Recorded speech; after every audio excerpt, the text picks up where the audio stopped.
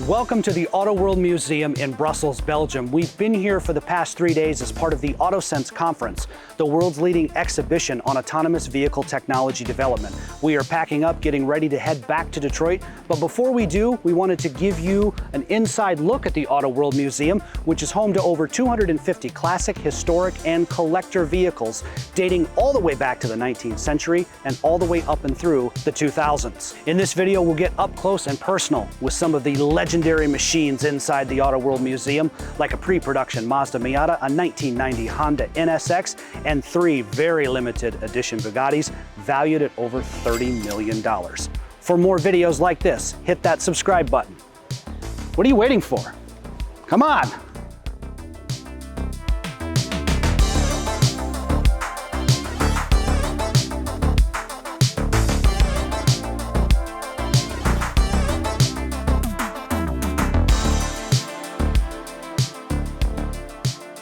The first car on our stop is the 1904 Oldsmobile Model 6, also known as the Curved Dash. And the Curved Dash was so successful that the Olds Motor Works became the most prominent car manufacturer in the world from 1903 to 1905. And in 1905 alone, Oldsmobile sold over 5,000 Curved Dash models, just like the one we see here.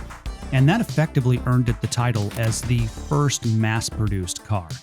The name, as you can imagine, comes from the front end, that curved dash, this arched floor plate, and that would protect your feet from mud and dirt and road grime and all of that stuff. So if you had a pair of nice shoes back in 1904, this is the car you wanted to drive.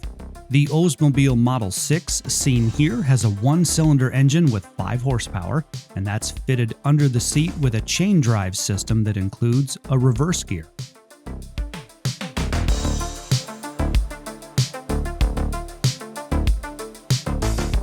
Next stop is this gorgeous 1911 Opel, characterized by its white tires on what are known as removable Continental rims. There are 2 spare tires held on the driver's side with belt buckles, and the same for the small spare fuel tank that actually sits just behind the spare tires on the running board.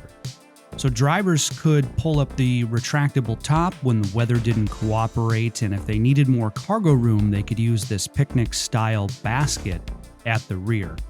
For the time, this 1911 Opel has really everything you could want. It's a convertible, there's running boards for easy entry and for extra storage, there's 4 headlamps, and really unique styling, especially with those white tires.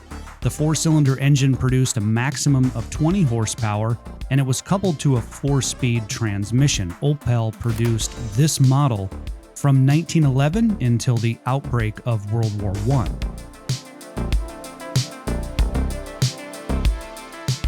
Our favorite Detroit manufacturer here at Automoblog is and always has been Packard. We appreciate the brand's rich history, and especially since both of us call the Motor City home, and we've always tried to imagine what it would be like had Packard lived. Would Packard be a competitor to something like a Bentley or an Aston Martin? Although it's now undergoing demolition, legendary architect Albert Kahn designed the Packard plant in Detroit. He also did the Fisher Building and the Cadillac Place, both in New Center. The Cadillac Place was the former world headquarters of General Motors. This 1928 Packard 8 Model 443 here at the Autoworld is a beauty. And in this case, 8 refers to an inline 8-cylinder engine with 80 horsepower, although if you had a Packard 6 or a Packard 12, that would mean you had a 6 or a 12-cylinder engine. Befitting of an American luxury brand, Packard made available for each model a degree of different bodyworks, and what we see here at the Autoworld Museum is a luxury limousine configuration, and there is a dividing window inside.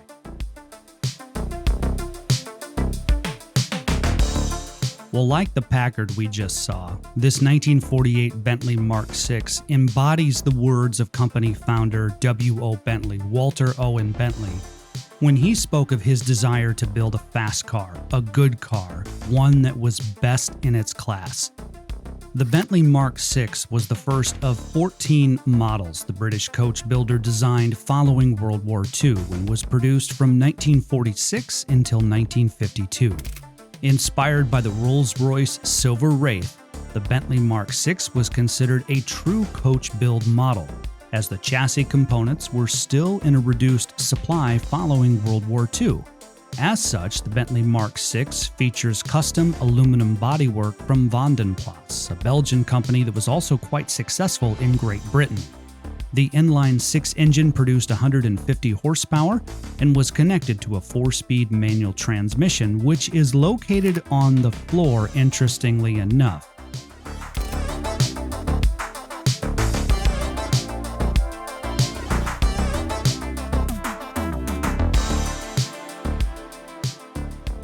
The Autoworld Museum is split into dedicated zones, including historical workshops, a section dedicated to the cars and the culture of the United States, and a section that highlights the history of the automobile in Belgium. We are in Brussels, after all.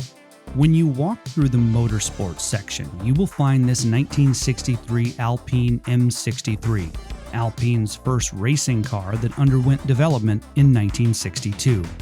Based on the structure and the body style of the A110, the M63 here at Autoworld took part in the 1963 24 Hours of Le Mans, but did not finish the race. This 1964 Mercedes 230 SL, this was the first sports car to ever be fitted with crumple zones to increase occupant safety. Mercedes-Benz has a number of innovations in the automotive industry. Crumple zones are one of them, something that every vehicle has today, but it was Bella Barini, an engineer for Mercedes-Benz, who first pioneered the idea. The model here at the Autoworld was produced until 1971 and then was known successively as the 230, the 250, and the 280 SL in reference to the engine's displacement, in this case, a 2.3-liter inline-six with 150 horsepower.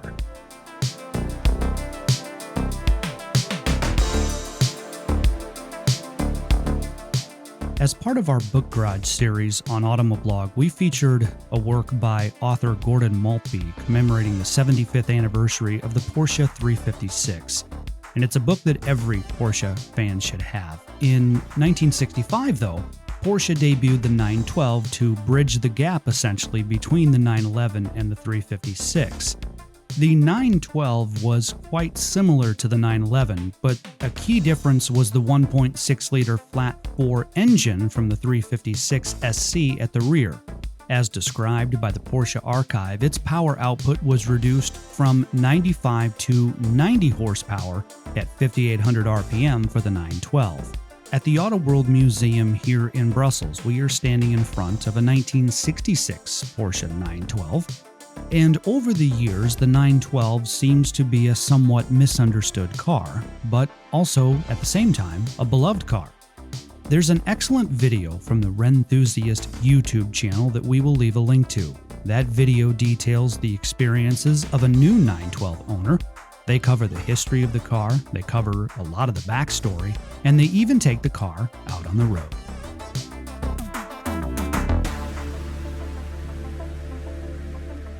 The 1969 Volvo 121 Amazon, first introduced in 1957 and later assembled in Belgium, where the Autoworld Museum is. The Amazon name at first was really only heard in Sweden, but it caught on elsewhere around the world, most likely because it was easier to remember Amazon versus the numeric model designations like 121. This unassuming car from 1969 is historically significant because it was among the first to feature 3-point safety belts. Volvo engineer Niels Bohlin created the world's first 3-point safety belt in 1959. The 3-point seat belt, also called a V-type belt, was inspired by Bohlin's time at Saab as an aviation engineer working on ejection seats. Before the 3-point safety belt was the 2-point belt, and Volvo had originally implemented this design in 1957.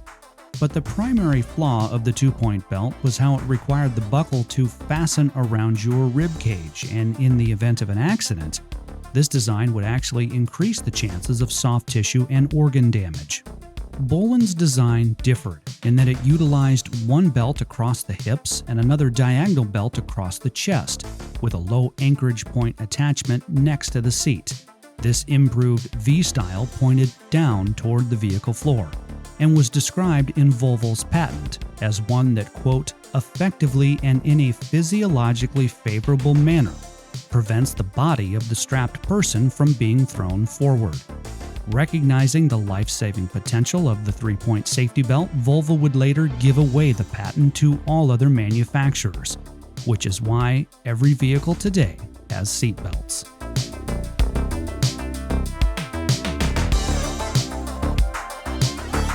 This Fjord Blue 1974 BMW 3.0 CSI belongs to the E9 New 6 range, and it's described by the Autoworld Museum as a car that offers subtle chrome, spacious rear glass, smooth roof pillars, and an elegant body which, put all together, represented a trend-setting design for BMW at the time.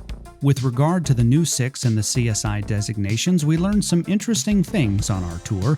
First, that the CSI was the fuel-injected version of the M30 N-Line 6 engine, whereas the CS was the carbureted version. The 1974 BMW 3.0 CSI seen here has a 203 horsepower N-Line 6 engine with a Bosch D Jetronic fuel injection system. At the time, BMW offered both a 3-speed and a 4-speed manual. This one here at the Autoworld is a 4-speed. Had it been an automatic, it would have used the nomenclature CSIA, with the I being lowercase. By 1975, the BMW 6 Series would replace the 3.0 CSI.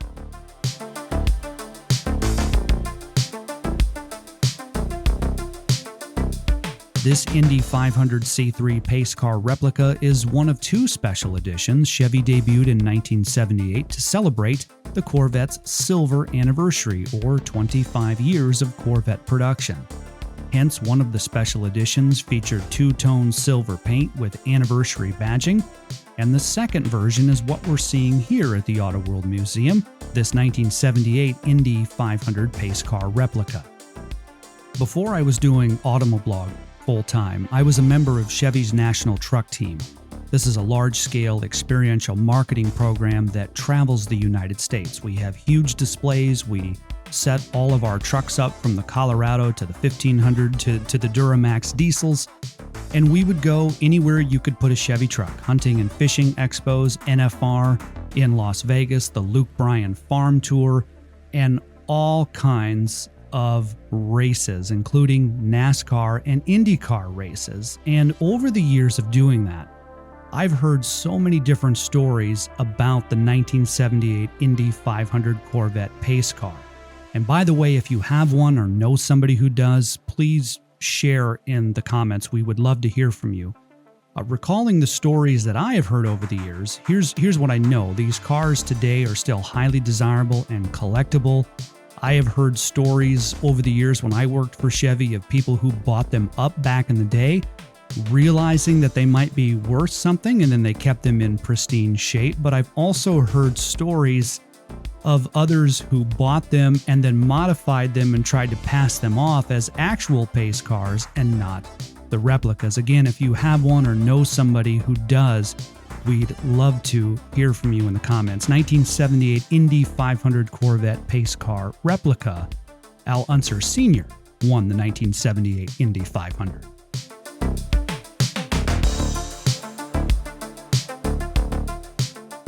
From American muscle to European minis, super minis to be exact, this 1983 Renault R5 Automatic was still classified as a super mini 11 years after its original debut in 1972.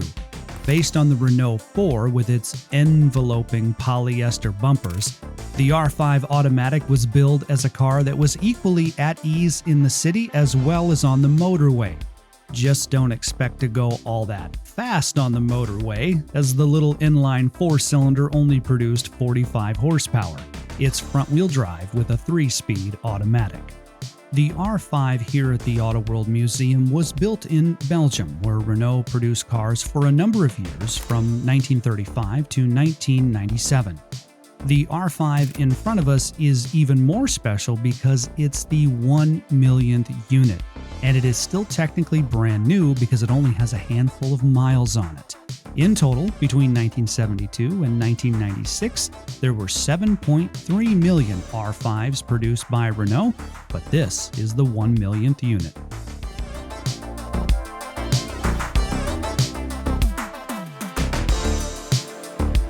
We have to include this one on our tour of the Autoworld Museum because it's my favorite car here, 1988 Mazda MX-5 Miata.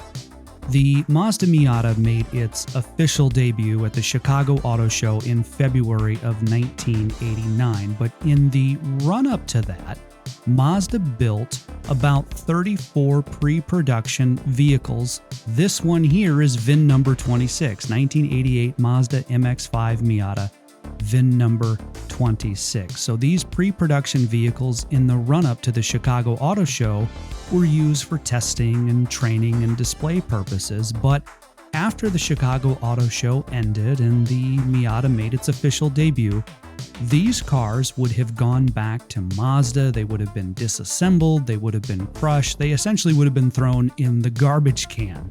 They are not certified for road use, hence the pre-production designation, and it's believed that only 5 of them survived, and this is one of the surviving cars of 34 pre-production vehicles before it made its official debut in 1989.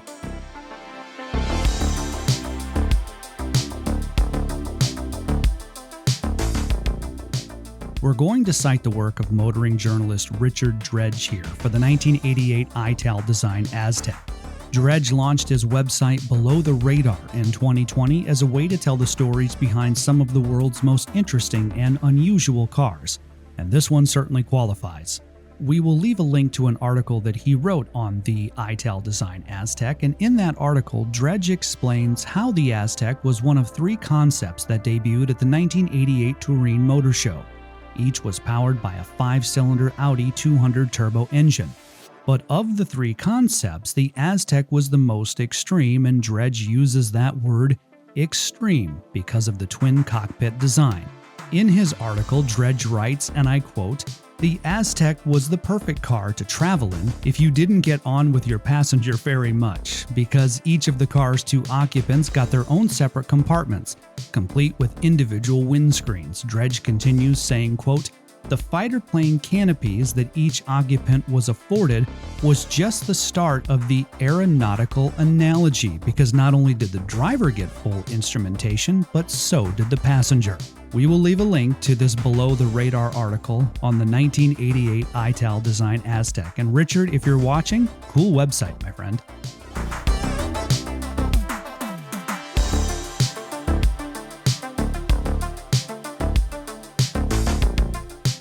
Like the Mazda Miata we saw a moment ago, the NSX made its North American debut at the Chicago Auto Show in February of 1989, and then made a second debut at the Tokyo Motor Show in October of that year.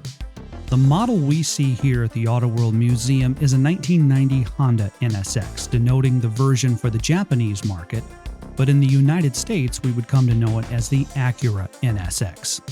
Naming aside, Honda research and development engineers at the time had been wanting to produce a world-class sports car, and with the launch of Acura in 1986, there seemed to be an avenue available to do just that the Acura brand was the right space for this type of car. In the press kit for the 1991 Acura NSX dated June 2, 1990, the NSX is described as an automobile that would become both a rolling showcase for Acura's technical capability while establishing a performance and luxury image for the brand.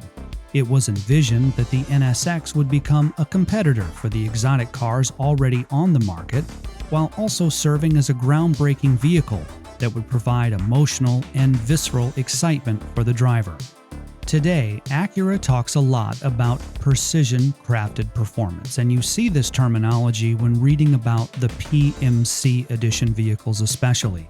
PMC being short for Acura's Performance Manufacturing Center in Ohio. When Acura's PMC began production in 2016, it was strictly for the assembly of hand-built, low-volume vehicles. So when we look at this 1990 NSX here at the Autoworld Museum and we understand more about the vision that Honda and Acura had for the car at the time, you can see how the foundation is being laid for what Acura is today.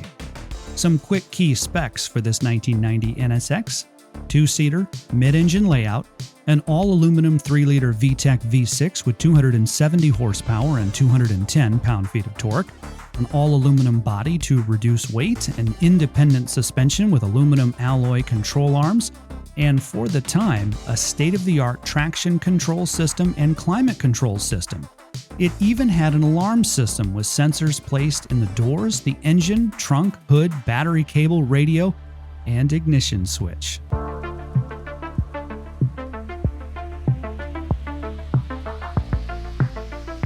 One of the newer cars on our tour of the Autoworld Museum is this 2016 Lexus LC 500. Lexus debuted the LC at the 2016 North American International Auto Show in Detroit in January of that year, and at the time it was a special car for Lexus. They referred to it as a product of what they called 2+2 performance, meaning that both the Lexus design and engineering teams worked closely together during the development process to bring the LC to life. The 2016 LC's platform design was key because it provided more flexural force resistance and stiffness through the wheelbase. There are even special braces in the engine compartment to mitigate chassis twist. In 2016, when the LC debuted in Detroit, it was the strongest unibody Lexus had ever produced, and the design and engineering teams were strategic in the placement of high-strength steel to provide a level of torsional rigidity even over the LFA supercar. The naturally aspirated 5-liter V8 connected to a 10-speed automatic produced nearly 470 horsepower and 389 pound-feet of torque. The 0 to 60 time is under 4.5 seconds. At the time we took this tour, one of the specialty vehicle showcases at the Autoworld was this trio of Bugatti cars valued at over $30 million. For the pronunciation, since I'm from the United States, I'll be saying them in English, although there are French and Italian pronunciations as well. In this collection, we have the 2020 Bugatti Centodieci, the 2021 Bugatti La Voiture Noire, and the 2020 Bugatti Divo.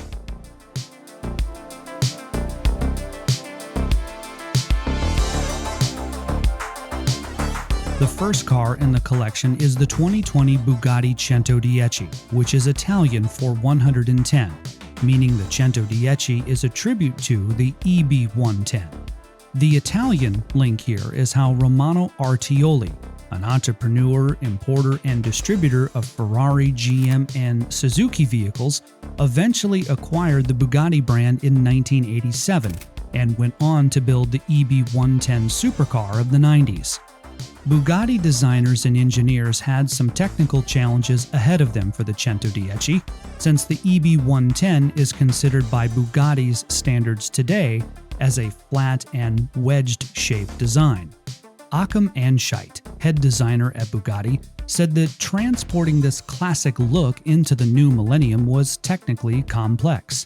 To make the design work for a new era, there are a few things that stand out when you look at the Centodieci.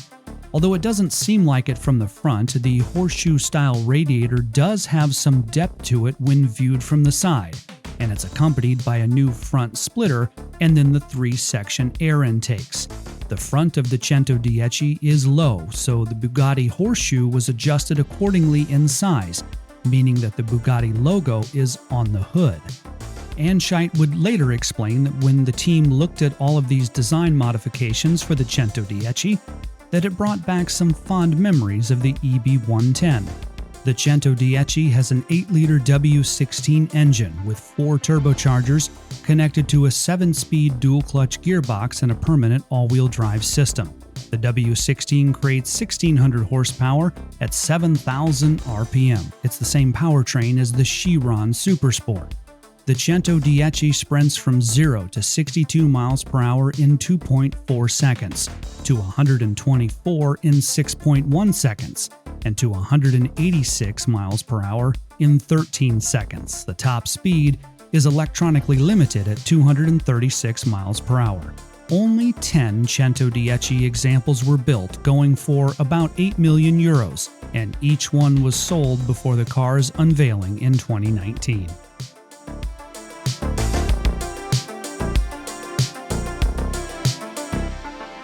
The next one in the collection is the 2021 Bugatti Voiture Noire, and this one really touches on Bugatti's history. Between 1936 and 1938, there were only 4 Type 57 SC Atlantic coupes produced. They were all handcrafted, and Bugatti only sold 3 of them. One of the cars was sold to British banker Victor Rothschild, initially without a supercharger, and it's known as the Rothschild Atlantic. Businessman Jacques Holschuh owned one of the original 3, having it delivered in October of 1936. The Holschuh Atlantic would later be owned by a collector who tragically died in an accident with the car. There was a restoration process, but the engine was beyond repair. Today, fashion designer Ralph Lauren owns the Pope Atlantic, which was originally sold to British citizen Richard B. Pope. That accounts for 3 of the 4, but the mystery is what happened to the 4th car. Ettore Bugatti's son Jean had one of the original 4 Type 57 SC Atlantic models, and he actually owned the second in the group of 4, so the car between the Rothschild Atlantic and the Holschuh Atlantic. Jean deemed his Atlantic as La Voiture Noire, or the Black Car. After 1938, there is no record of Jean Bugatti's black car. Its whereabouts and what happened to it remain a mystery to this day. It's possible that Jean Bugatti sold it to a friend or moved it somewhere for safekeeping during the Nazi invasion of France. We don't really know. Adding to the mystery of the La Voiture Noire is how just a short time later, in August of 1939, young Jean Bugatti would die in a crash while testing a Type 57. So what happened to his La Voiture Noire? The secret may have gone to the grave with him. If it were somehow found, it might be worth upwards of $100 million by some estimates. This modern-day La Voiture Noire with its W16 engine is on loan to the Autoworld Museum, and it is the only one in the world. A Bugatti enthusiast who loves the Type 57 SC Atlantic owns it and paid about 18 million euros for it.